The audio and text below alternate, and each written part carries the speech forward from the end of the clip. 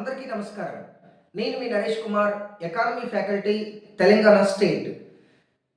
భారత్‌లో నిరుద్యోగం పైన నియమించబడినటువంటి కమిటీలలో 2 ముఖ్యమైన కమిటీలు కలవు.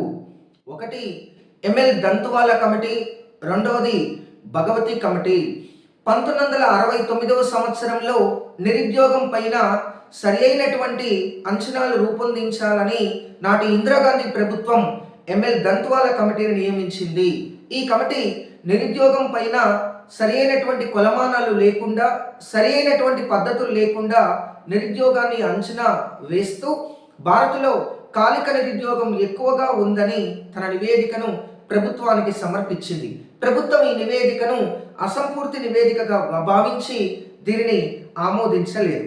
మళ్ళీ రెండవసారి నిరుద్యోగం పైన 1973వ సంవత్సరంలో ప్రత్యేకంగా భగవతి కమిటీని నియమించడం జరిగింది. భగవతి అధ్యక్షతన నిరుద్యోగ నిపుణుల సంఘాన్ని ఏర్పాటు చేయడం జరిగింది.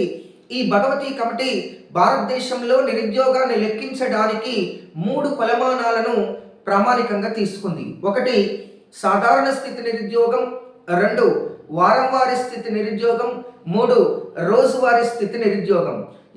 Usual status unemployment, weekly status unemployment, current daily status unemployment.